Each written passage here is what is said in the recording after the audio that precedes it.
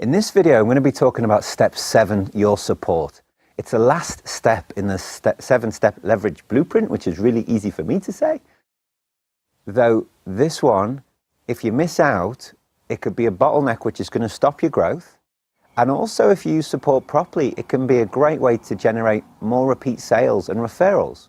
So let me explain it. Let's get into it. Hey, my name's Jamie, and today's video is all about step 7, your support. This is the final step in the 7-step leverage blueprint. Before I jump into the step 7, what I'll do is I won't assume that you've watched the other 6, so I'm just going to quickly go over the 7 steps so you understand how it all fits together, and then we'll jump into the last step, step 7, support. So let's roll the tape now and go back and review those 7 steps before we go into this step now. So the 7 steps of my leverage blueprint are: step number 1, you. Step number 2, avatar. Step number 3, your offers. Step number 4, your marketing. Step number 5, your sales. Number 6 is your delivery. And finally, number 7 is your support. So they're the 7 steps in order. And if you want to find out more details about those, go back and visit the 7 steps blueprint overview video. And we'll get back into now the detail on this step we're on today. Okay, so that's the 7 steps. And the last step is support. So you've marketed, you've got your perfect customer, you've delivered likely a great service and a great result for them. But what happens next? Now, if you're in a commodities market, if you're selling something that's classed as a product that is almost like a factory, whether it is actually a physical product or whether it's a service, let's say building websites or supporting websites, building documents, whatever it is that you build and create, and whether it's even delivering a coaching service or consulting, there's going to be some areas of support that appear out the side. Really out the back end is the best way to say it. And the question is, how do you cater for that today?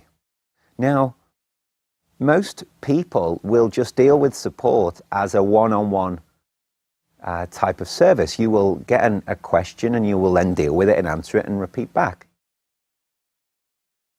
But what I've found working with my clients and working in my groups where I'm advising people, it's if you repeat yourself time and time again, then you're going to be able to set up systems to be able to leverage you from having to do that repetition. What do I mean by that?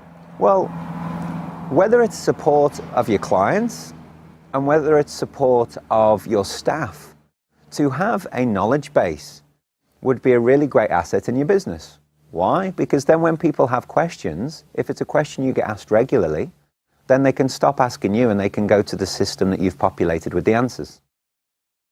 That applies for both staff and customers. Also in your business, how could you build in extra levels of support to be able to wow a customer in terms of getting such a great after-service result that they just want to talk about you to a lot of other people? Examples for me is that we have a system, we have an online system that when people log a call with us or a ticket, it's logged into a system. So A, they're never lost, and B, that we can make sure there's accountability our side, and C, the communication flows really well between us and the customers. That starts moving into seamless support. One of my consulting clients didn't want to take on any more delivery, didn't want to take on any more customers because he was spending so much time on support, probably about 4 to 5 hours a day on support. And that was just draining him and he wasn't able to focus on what he was really good at. This was as his business was growing and his bottleneck moved from the marketing into delivery and then it moved into support. So everything was flowing beautifully and then he hit the bottleneck at support and he didn't want to do anything else.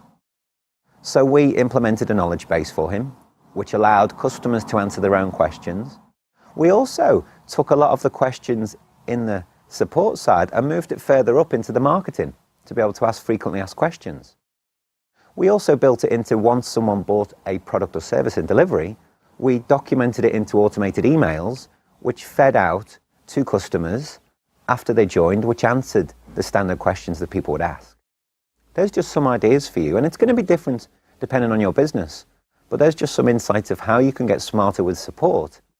And then when you do really well with support, and then you can ask for referrals, you can ask for testimonials, then when you get that information, that can flow back around into the marketing, and then you have a beautiful cycle.